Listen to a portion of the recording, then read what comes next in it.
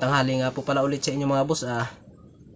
Gagawa muna tayo ng pamain ngayon kasi baka luminaw. Gagamitin natin sa pantulingan. Pag medyo luminaw gagamitin natin. Nakaano na nga pala tayo ng ng crystalite. Ito yung gagamitin natin, pink. Subukan natin yung pink kasi kainin daw yung pink saka ito pa rin, hose na blue. Napakagandang hose blue. Subukan natin. Yung hook natin ay 17. Gagamit rin tayo ng sinulid. Abangan nyo lang mga boss. Kuha muna tayo ng ilang pirasong pakintab. Yung blue para mabilis makita. Abangan nyo lang mga boss.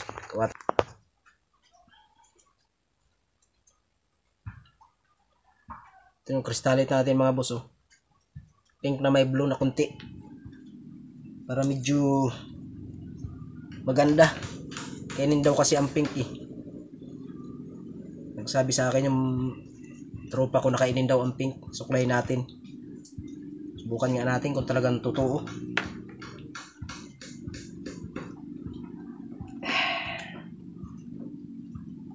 Itong crystalite ito mga boss ay ano natin dito sa kawil natin. Parang itatali natin siya ng sinulid. Abangan nyo lang.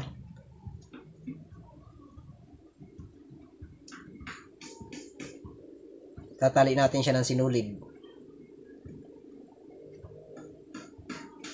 Parang ganun lang siya mga boss. Parang ganun lang siya. Tali natin ng sinulid. Itim yung gamitin natin.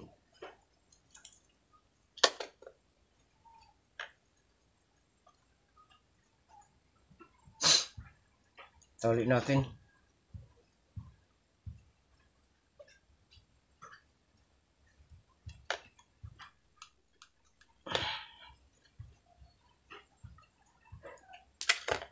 Tapos yung sobra putulin na natin kaagad.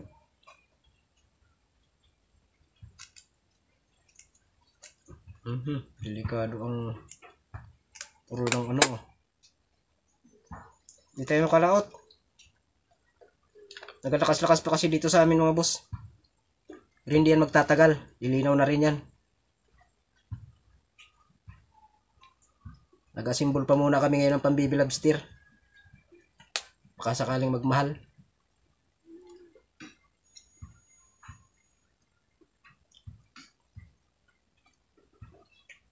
Pero baka mga ilang lalaot na rin kami. Pataw-pataw ang unang laot natin ngayon mga boss. Pataw-pataw. Mga boss, para mga ganun lang siya Yan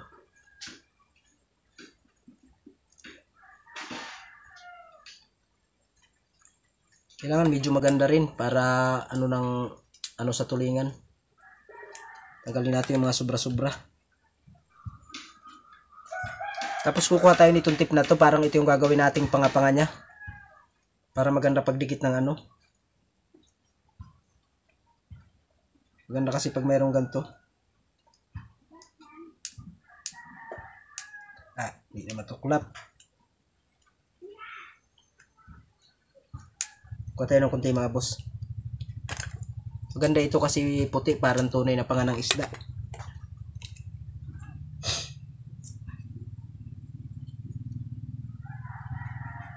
Papadikit natin to dito sa may ulo niya mga boss. Siyempre, bubutasan natin siya dito ng konti sa gitna para pumasok sa kawil. Butasan ko na ng konti para pumasok siya. Kailangan nakapasok. Bubutasan ko na ng konti dito. Liit lang na butas para pumasok lang yung ulo ng kawil natin. Parang ganun lang mga boss. Tapos kurtihin lang natin siya na kurting panga ng isda. para medyo maganda.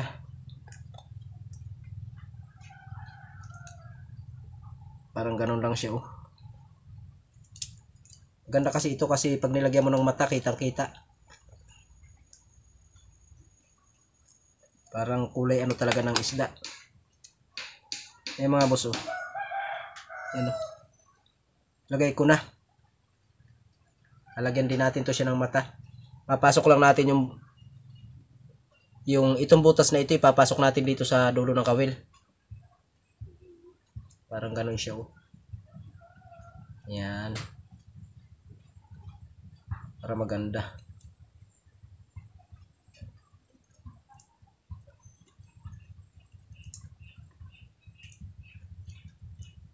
Parang ganun lang siya mga boss, oh. Yan, parang ganyan.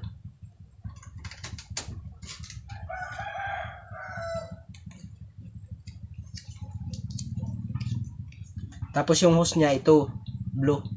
Anuhin na natin, katingin. Katingin natin siya. Mga nyo lang mga boss.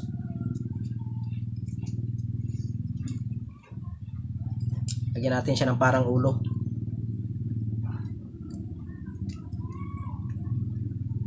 Parang ulo-ulo niya.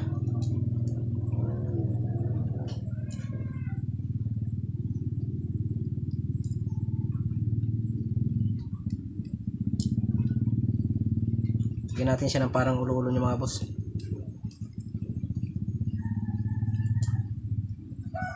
Saglit. Ano lang? Dali lang naman itong gawin.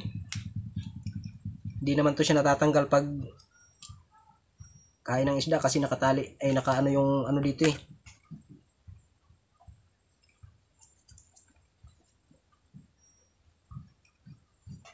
Tapos yung haba mga boss, kailangan sukatin natin. Bago natin katingin, mga ganun, oh. Mga hanggang dito siya. Hanggang dito yung buntot niya.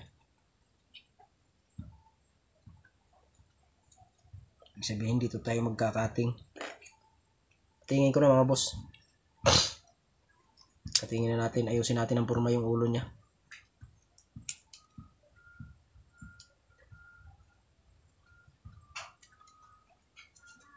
Kakatingin ko na.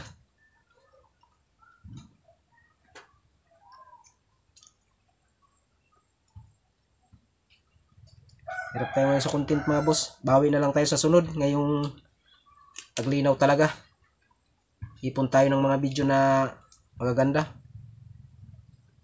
Hirap kami ngayon sa video.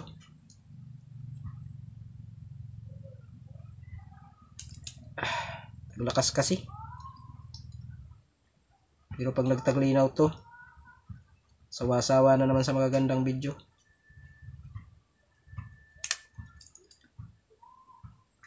Yun, at kung bago lang po kayo sa akin channel, huwag nyo na lang din kalimutan mag-subscribe. Pa-share na rin yung video kong to. Para maraming makapanood ng mga viewers natin dyan. Mga boss, yung buntot niya, oh. Yan yung buntot niya, oh. Yan. Ito ipapasok natin dito. Sa ano? Ayusin natin yung ano niya. Panga-panga.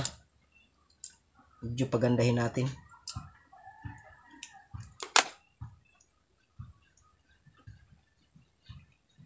Lagyan na natin siya mga boss ng mata. Ito yung mata niya, oh. 4mm. Lagay na natin.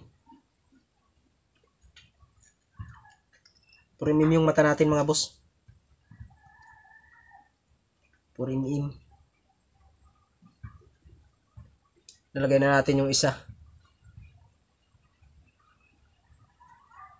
Yan po yung isa, oh. Nalagay na natin.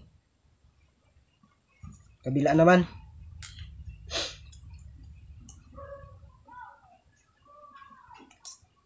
Ilagay ulit natin yung kabila. Tapat-tapat lang. Kailangan maganda yung pagkagawa. Mga boss, oh. Tapos papasok natin siya dito. Yung mata na yan, hindi yan matatanggal kasi naiipit nitong hose. Hindi niya kayang tanggalin yan yung mata. Buwasan natin yung ulo niya para magkasya sa hose. Para maganda.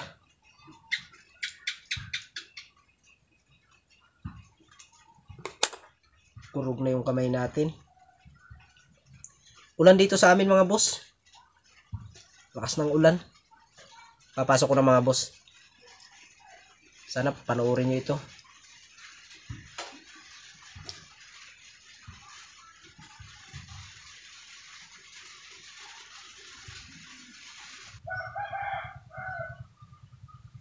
Ayan na siya mga boss oh. Ayan na siya. Papasok natin dito sa hose natin. Papasok na natin. Sana magaya nyo ito at magamit nyo rin dyan sa lugar nyo mga boss. Baka sakaling umasir dyan. Suklayin natin yung ano niya. Tapos ito babawasan din natin yung buntot niya ng konti. Bawasan natin. Huwag lang natin pantayin pagbawas. Parang ano-ano lang siya para maganda pag nabasa. Parang ganyan-ganyanin lang natin oh. Ganda. Napakaganda.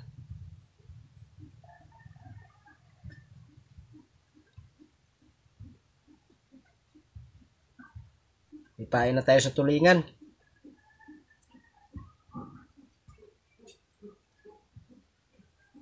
Yan mga boss, yung finished product natin.